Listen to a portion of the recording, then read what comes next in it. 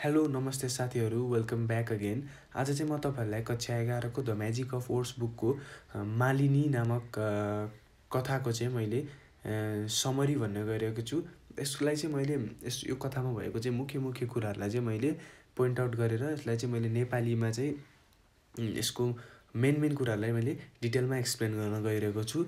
र यो मालिनी चाहिँ एउटा बङ्गाली इन्डियन पोइट, राइटर र फिलोसफर रवीन्द्रनाथ ट्यागोरले लेखेका हुन्। र मालिनी चाहिँ एउटा माया र घृणाको चाहिँ एउटा स्टोरी हो। र यो स्टोरीको चाहिँ यसको समरी सुरु गर्नुभन्दा अगाडि यसको चाहिँ क्यारेक्टरहरूको बारेमा डिस्कस गरौँ। फर्स्ट क्यारेक्टर छ मालिनी। मालिनी चाहिँ एउटा काशीको प्रिन्सेस हो र किङ छ, क्विन छ। किङ र क्विन पनि त्यो काशीकै किङ र क्विन हुने यिनीहरू।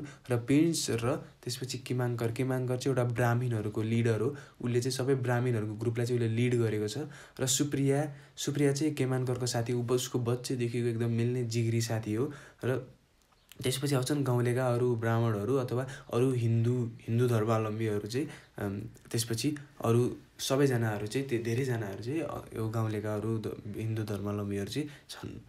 र यो मालिनी प्रिन्सेसको चाहिँ यो क्यारेक्टरको चाहिँ यो स्टोरीको चाहिँ मुख्य क्यारेक्टर अथवा सेन्ट्रल क्यारेक्टर हुन्। र उनकै नामबाट चाहिँ यो स्टोरीको चाहिँ टाइटल राखिएको छ। र मालिनीको बारेमा छोटकरीमा डिस्क्राइब गर्दा चाहिँ मालिनी चाहिँ एउटा प्रिन्सेस, काशीको प्रिन्सेस हुन्। र उनी चाहिँ प्रिन्सेस भए पनि आफ्नो चाहिँ उनी चाहिँ राजाको परिवार जस्तो चाहिँ उनी बस्न चाहँदैन। एउटा नर्मल मान्छे जस्तो चाहिँ उनी चाहिँ हिँड्न चाहन्छन्। उनी चाहिँ नर्मल मान्छे जस्तो लाइफ जिउन चाहन्छन्। र त्यसपछि यो स्टोरी चाहिँ मालिनीकै नाममा छ र मालिनीकै कुराहरूलाई, मालिनीलाई नै सेन्ट्रल क्यारेक्टर रूपमा डेभलप गरेर चाहिँ यहाँ चाहिँ धर्मको बारेमा चाहिँ केही मेसेजहरू दिन खोजिएको छ। र यो स्टोरी चाहिँ मुख्य गरी धर्म, विश्वास, मित्रता, बलिदान, क्षमा, धोकाको बारेमा चाहिँ देखाइएको छ। अथवा religion, friendship, sacrifice, forgiveness, betrayal, यस्ता कुराहरूलाई चाहिँ यो मालिनी स्टोरीमा चाहिँ समावेश गरिएको छ। र यी कुराहरूलाई चाहिँ देखाउन खोजिएको छ। र अब चाहिँ यसको समरी चाहिँ स्टार्ट गरौँ। मालिनी चाहिँ एउटा प्रिन्सेस हुन्छन् र उनी चाहिँ राजाको परिवारमा जन्मेकी हुन्छन्। र उनी चाहिँ राजाको परिवारमा जन्मे पनि राजाको परिवारको जसको लाइफस्टाइल चाहिँ उनलाई मन पर्दैन थियो। र राजाको परिवार मात्र मन नपरे उनलाई आफ्नो धर्म नै मन पर्दैन थियो। किनभने उनको धर्ममा चाहिँ एकदमै धेरै अविश्वासहरू, धेरै एकदमै नराम्रो विश्वासहरू गरिन्थ्यो। जनावरहरूलाई मारिन्थ्यो, स्याक्रिफाइस गरिन्थ्यो। धेरै कारणहरूले आफ्नो धर्मले चाहिँ नचाहिने कुराहरूलाई बढी विश्वास गर्ने, त्यस्तो हुनाले चाहिँ आफ्नो उनले धर्म चाहिँ मान्थिन्। तर उनलाई आफ्नो धर्म चाहिँ त्यति मन पर्दैन थियो। र उनलाई चाहिँ बच्चैदेखि चाहिँ बुद्धिस्ट मङ्कहरूले चाहिँ उनलाई चाहिँ पढाएका हुन्छन्। र बुद्धिस्ट मङ्कहरूले उनलाई शिक्षा दिएकी हुन्छन्। त्यही भएर उनी चाहिँ बुद्धिज्ममा चाहिँ अलिअलि प्रभावित भएकी हुन्छन्। र त्यही कारणले चाहिँ उनलाई चाहिँ यो सम्पत्ति भनेको चाहिँ उनलाई केही पनि लाग्दैन थियो। उनी चाहिँ राजाको परिवारमा भए पनि एउटा आफूलाई चाहिँ नर्मल मान्छे भन्थे। राजाको परिवारमा हुने जस्तै उनले सुन गहनाहरू दिन्थ्यो, उनले त्यो लाउँदैन थिइन्। उनलाई चाहिँ एउटा नर्मल गरिब मान्छे जस्तो गरी आफ्नो लाइफस्टाइल चाहिँ उनलाई चाहिँ जिउन मन लाग्थ्यो।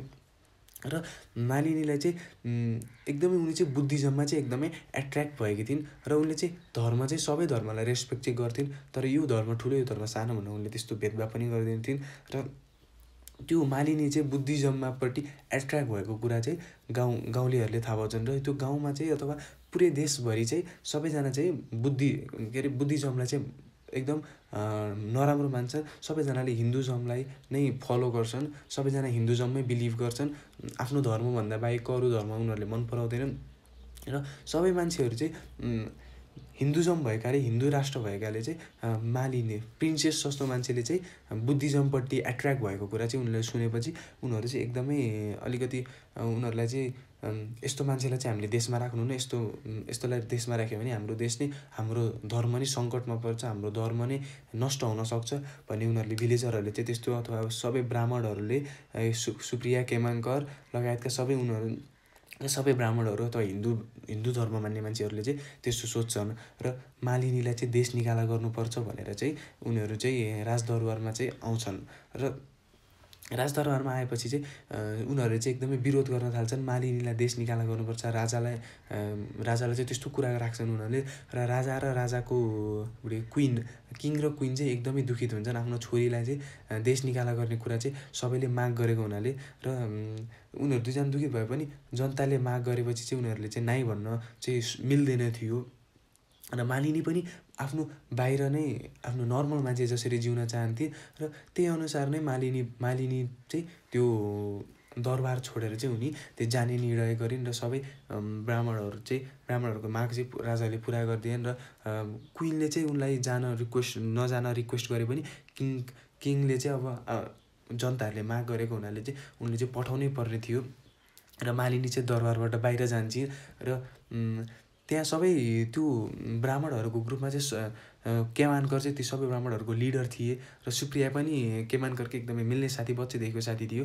र सबैजना चाहिँ खुसी भए पनि त्यहाँ मध्ये सुप्रिया नाम गरेको एउटा ब्राह्मण चाहिँ उनी चाहिँ खुसी थिएनन्। केमानकरको साथी सुप्रिया चाहिँ मालिनीलाई चाहिँ दरबारबाट निकाल्नुपर्छ भन्ने कुरामा चाहिँ उनी चाहिँ खुसी थिएनन्। बिचरा यो भर्खरकै एउटा केटी कहाँ जान्छन्, उनलाई हामीले दरबार निकाला गर्नुहुन्न, राजकुमारी जस्तो मान्छे हामीले रेस्पेक्ट गर्नुपर्छ, उनलाई निकाल्नुहुन्न भन्ने उनलाई चाहिँ उप्रति माया लागेको थियो। र सुप्रिया चाहिँ पहिलेदेखि नै मालिनीको सौन्दर्यप्रति चाहिँ ऊ चाहिँ एकदमै आकर्षण भएको थियो, एट्र्याक्ट भएको थियो। उसलाई चाहिँ मालिनी मन पर्न थालेको थियो। त्यही भएर चाहिँ उसले चाहिँ मालिनी निकाल्नुहुन्न भन्ने कुरा चाहिँ राख्थ्यो र केमानकरले चाहिँ उसलाई चाहिँ चेतावनी दिन्थ्यो, तिमी त्यस्तो नगर भनेर आफ्नो साथी हुनाले। र त्यतिकैमा मालिनी चाहिँ बाहिर निस्किन्छन् र नर्मल मान्छेको जसरी चाहिँ उनले चाहिँ लाइफ बिताउन सुरु गर्छन्। र बाहिर राजकुमारी जस्तो मान्छे त्यस्तो राजदरबारहरू सबै छोडेर बाहिर निस्केको देखेर सबै मान्छेहरू चाहिँ अचम्मित नै हुन्थे।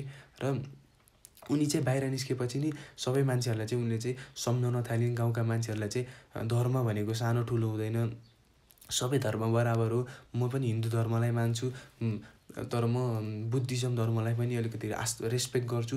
मैले बुद्धिज्म धर्म मात्र मानेको होइन, हिन्दू धर्मलाई पनि रेस्पेक्ट गर्छु म। उनले चाहिँ त्यस्तो कुरा भन्छन् र उनले चाहिँ सबै कुराहरू सबैजनालाई चाहिँ पाठ सिकाउँछिन्।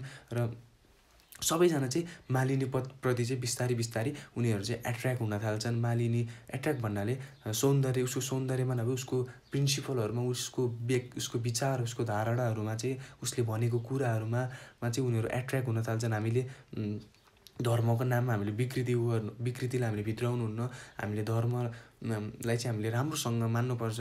जस्तै अब उनले आफ्नो धर्मको नि केही कुराहरूसँग चाहिँ उनी चाहिँ अलिकति असन्तुष्टि थिइन्, किनभने आफ्नो धर्मले चाहिँ धेरै नराम्रो कुराहरूपट्टि चाहिँ जोड दिइरहेको थियो। र उनले चाहिँ सबै गाउँलेहरूलाई चाहिँ आफ्नो कुराहरू, आफ्नो धारणाहरू राख्थिन्, केही सिकाउँथिन् सबैजना गाउँलेहरूलाई, बुद्धिज्मको केही विचार प्रिन्सिपलहरू सिकाउन थाल्थिन्।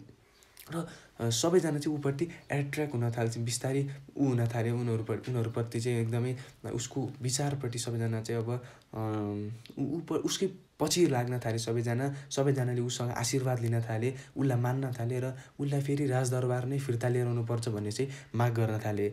र उसलाई फेरि राजदरबारै फिर्ता लानुपर्छ भन्ने कुराले चाहिँ राजा रानीहरू पनि एकदमै खुसी भए र उसलाई फेरि दरबारै फिर्ता लगियो। ऊ पनि फेरि उसलाई चाहिँ एकदमै स्वागत गरेर दरबारमा लगियो। र सबैजना चाहिँ त्यसपछि चाहिँ सबैजना मालिनीप्रति नै एट्र्याक्ट हुन थाले। सुप्रिया त झन् पहिलेदेखि नै मालिनीप्रति एट्र्याक्ट थियो। केमानकर मात्र चाहिँ मालिनीको सिद्धान्त अथवा मालिनीको प्रिन्सिपलप्रति चाहिँ उसलाई चाहिँ मन परेको थिएन। त्यो कुराहरू चाहिँ गाउँलेहरूले सबैले मालिनीकै पछि लाग्न थालेको कुरा चाहिँ उसलाई चाहिँ मन परेको थिएन। उसलाई चाहिँ रिस उठिरहेको थियो। र सबै गाउँलेहरू चाहिँ बुद्धिज्मकै पछि लाग्ने हो कि भन्ने चाहिँ उसलाई चाहिँ डर थियो। र सबैजना गाउँलेहरू चाहिँ त्यसपछि मालिनीकोबाट जाने, मालिनीसँग केही कुराहरू सिक्ने, मालिनीसँग चाहिँ आशीर्वाद लिने, मालिनीले चाहिँ सबैलाई ब्लेसिङहरू दिन्थिन्। र सबैजना चाहिँ मालिनीप्रति नै एट्र्याक्ट हुन थाले। र केमानकरले चाहिँ के देख्यो भने राजा परिवारमा पनि बुद्धिज्मले नै शासन लिने हो कि हाम्रो हिन्दू धर्मले चाहिँ हामीले सङ्कटमा आउने हो कि हिन्दू धर्म चाहिँ हाम्रो नाश हुने हो कि भन्ने चाहिँ केमानकरलाई चाहिँ डर लाग्न थाल्यो।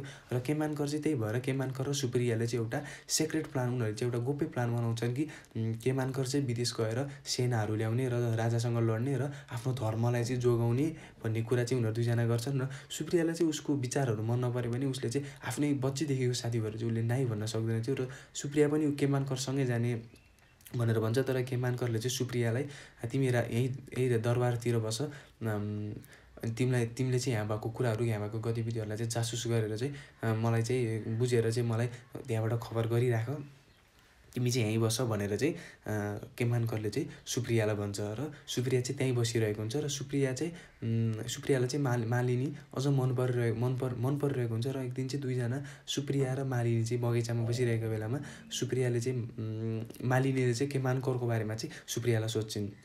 र केमानकर चाहिँ यस्तो गर्न लागेका छन्, विदेश गएर सेना लिएर आउन लागेका छन् राजासँग लड्नको लागि, आफ्नो धर्म हिन्दू धर्म जोगाउनको लागि। सबैजना बुद्धिज्म नै को पछि लाग्ने हो कि भन्ने डरले चाहिँ उसले चाहिँ धर्मलाई जोगाउनको लागि त्यस्तो गर्दैछ भनेर चाहिँ सुप्रियाले त्यस्तो कुरा गर्छन्। र यो कुरा चाहिँ राजाले पनि थाहा पाउँछन्। र राजाले थाहा पाएपछि राजालाई चाहिँ एकदमै रिस उठ्छ यो कुरा सुनेर। र राजाले चाहिँ तुरुन्त केमानकरलाई चाहिँ आफ्नो अगाडि चाहिँ ल्याउन भनेर चाहिँ सेनाहरूलाई उनले चाहिँ खटाउँछन्। र केही समयपछि चाहिँ केमानकरलाई चाहिँ त्यहाँ अगाडि लिएर आइन्छ। र केमानकरलाई चाहिँ किन त्यस्तो गर्न लाग्यो भनेर चाहिँ राजाले सोध्छन्। र मैले धर्म बचाउनको लागि भनेर उसले भन्छ। र अब तिमीलाई चाहिँ के सजाय दिउँ त भनेर राजाले भन्दा उसले चाहिँ अब मृत्युदण्ड दिनु भनेर भन्छ उसले चाहिँ। अनि यसपछि त्यो कुरा सुनेपछि चाहिँ उसले चाहिँ अब अनि त्यसपछि अनि तिम्रो अन्तिम इच्छा चाहिँ के छ भनेर सोध्छ। र मेरो अन्तिम इच्छा चाहिँ मेरो साथी सुप्रियासँग भेट्ने चाहिँ मेरो अन्तिम इच्छा छ भनेर चाहिँ उसले भन्छ। र केमानकरलाई चाहिँ साङ्लाहरूले बाँधिएको हुन्छ उसलाई चाहिँ। र सुप्रिया पनि त्यहीँ केमानकरबाट आउँछ। र केमानकरबाट आएपछि चाहिँ केमानकरलाई चाहिँ थाहा भइसकेको हुन्छ कि सुप्रियाको गद्दारीले गर्दा उसले चाहिँ ऊ चाहिँ मर्नुपर्ने भएको छ। उसको चाहिँ उसले अब उसको धर्म चाहिँ अब सङ्कटमा आएको छ, उसको धर्म चाहिँ अब सकिनेवाला छ, सबैजना मान्छेले चाहिँ हिन्दू धर्मलाई त्याग गर्नेछन् भन्ने कुरा चाहिँ उसको विश्वास भयो। र सुप्रिया चाहिँ एउटा धोकेबाज साथी हो। उसले चाहिँ मित्रतालाई त राम्रोसँग निभाएन भने चाहिँ उसले आफूमा सोच्यो। र धोकेबाज साथी भनेर चाहिँ उसले अङ्गालो मार्दा चाहिँ उसले हातमा लागेको साङ्लाले चाहिँ सुप्रियालाई हान्छ। र सुप्रिया चाहिँ त्यतिकैमा लड्छ र सुप्रियाको चाहिँ त्यहीँ मृत्यु हुन्छ। र त्यो देखेपछि चाहिँ राजा अझ चाहिँ एकदम रिसले एकदमै उनी चाहिँ एकदमै रिसाउन थाल्छन्। उनको रिसको चाहिँ लेभल चाहिँ उनको रिसको कुनै सीमा नै हुँदैन। र उनले चाहिँ मेरो तरबार खोइ भनेर तरबारले केमानकरलाई मार्छु भनेर उनीले गर्न खोज्दा चाहिँ मालिनीले चाहिँ उसलाई चाहिँ क्षमा दिनुहोस्, उसलाई नमार्नुहोस् भनेर चाहिँ उनले भन्छन्। र यतिकैमा चाहिँ यो स्टोरी चाहिँ सकिन्छ। स्टोरी चाहिँ एकदमै सस्पेन्समा सकिएको छ। र यो स्टोरीमा चाहिँ मुख्य गरी चाहिँ के देखाउन खोजेको छ भने धर्मको विश्वासहरू अनि र मित्रताको कुरा, बलिदानको कुराहरूलाई चाहिँ र धोकाको र फर्गिभ र बिट्रियल धोकालाई पनि देखाउन खोजिएको छ। र धर्मको कुरालाई लिएर चाहिँ यत्रो ठुलो कुरा, धर्मको कुरालाई लिएर हामीले चाहिँ झगडा गर्नुहुन्न भन्ने सन्देश पनि यो कथाबाट चाहिँ दिन खोजिएको छ।